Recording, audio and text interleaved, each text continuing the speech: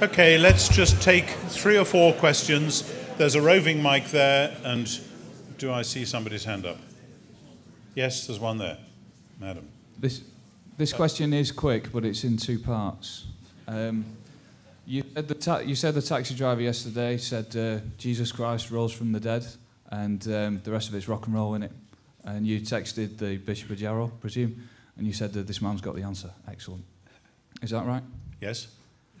So what's the question? The second part. You spoke beautifully about us being enabled by the Spirit, about God's plans and not ours, about God's new life bursting through creation, and particularly about Mary being given confirmation of her identity.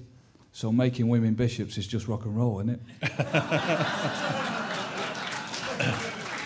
it? In the presence of the chair of the revision committee, I couldn't possibly comment. But, I do think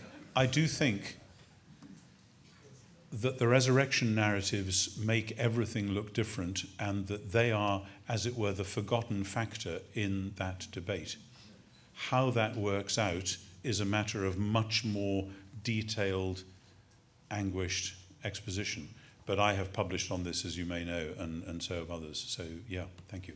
Next question. Accepting that we've got the Bible that we've got, the bits in terms of agape and philios, do they translate into Aramaic at all or not? Presuming that's the language which Jesus would have been speaking. Good question. A very good question. There are endless discussions about that.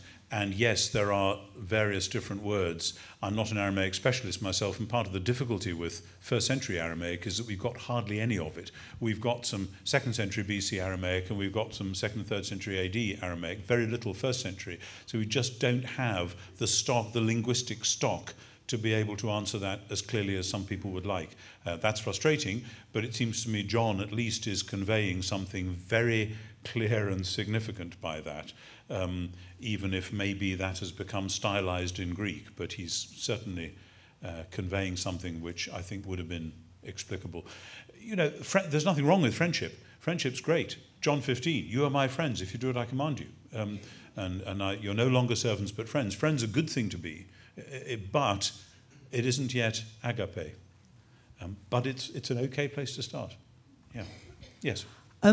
Bishop, you talk very movingly, I think, about how perhaps the ministry of the church and of us as individuals is to go to perhaps the places of pain, the places of confusion, perhaps around gender, sexuality and such like, and perhaps just hold it before God. Forgive me if I misinterpret you, but isn't there a danger that is actually a counsel for the cosy middle-class church, and isn't God perhaps inviting us to something a little more, to actually actively fight for justice and to stand up? For heaven's sake, yes.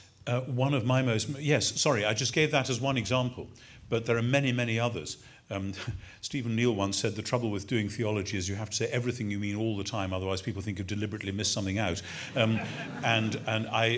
I could have got, one of my most moving moments this last year was when I went to a parish where I was going to be spending Holy Week, and I went there a week, in the middle of the week, a week and a half before Palm Sunday, just to see the folk, etc. And I was going for their midweek Wednesday morning Eucharist, and when I got in, the vicar was there, and there was a lad with a baseball cap on who was talking earnestly to him, and typical bishop, my instant reaction was, what's this lad with a baseball cap on doing in church?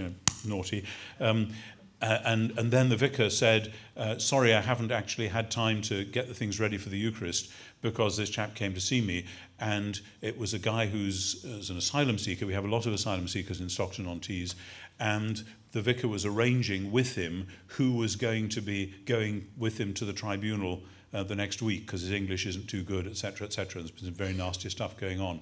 And my heart smote me, and I said, you have been preparing for the Eucharist. That's exactly what you've been doing. And it seems to me that church, thank God, is precisely standing with some of the most painful people and places on Teesside, and you will all have examples of your own. I spent Good Friday evening. I can hardly describe what I looked like. I went out with the street pastors, which means wearing a huge fluorescent yellow jacket which says Stockton Street Pastors, and I wore it over my purple cassock. And there were a lot of very interesting outfits on the street on Good Friday night, but I think mine was probably the most.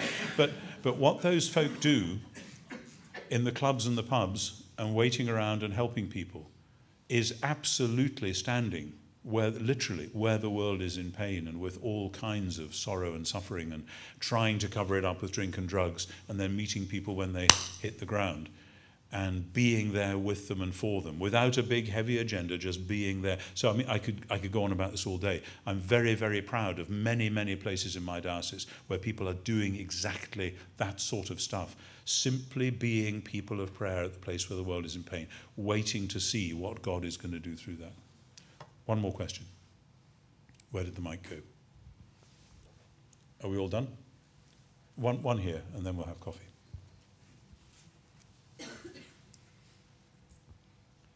You mentioned there was no confession in the ordination service as it was originally drafted. I think I'm right in saying there's no confession in the services for baptism and confirmation. Obviously, there are the questions, the baptismal questions, but I think I'm right in saying that is an omission. Yeah. Any comment? Yes, it's tricky, isn't it? Because, I mean, we've swung to and fro on this one. And I sense that there have been some people who, in quite an unhealthy way, and I've met this pastorally, when people just insist on confessing their sins all the time. And that can become a paranoia, and it can become a corporate paranoia. That, oh, we've got to say we're terrible, miserable sinners all the time, otherwise something worse will occur to us. And it's very interesting that in the Lord's Prayer, forgive us our sins does not come up front. It comes 2/3 of the way through. Father, your name be hallowed, your kingdom come, your will on earth as in heaven. We're going to need some food, and yeah, there are some messy things we need to sort out. You know, that's a healthy order. But to miss it out altogether seems to be deeply unhealthy. And there are many, and it's a sort of a 60s and 70s theology that says, oh, all that humble grumble stuff, we're not into that. It's too miserable for words and so on. And I think that's a misunderstanding of what confession is actually all about. And so you see now in some liturgies where you have the Kyries, but without actually confession. Lord, you are the God of all creation. Lord, have mercy. Lord. That's not a confession, sorry. You know what I mean? And it's not because I want us all to be paranoid and miserable, but because I want us to be honest and face up and fess up and do that stuff in order that we can have God's forgiveness. And I think there has been some pretense there. But so it's an open question for me as to how you do it, but I just don't want us to drift without being aware of it into a situation where we actually liturgically are just walking into church and fine, we're putting ourselves on God's map, God should be so lucky to have us around, and now can we please get on with it? You know, because if you do that, you really are riding for a fall. That's the point I'm making. I mean, I wouldn't be overly prescriptive about precisely how you do it, as long as there is real honesty and reality there. Okay, honesty and reality is it's 11 o'clock and it's time for coffee, and see you anon.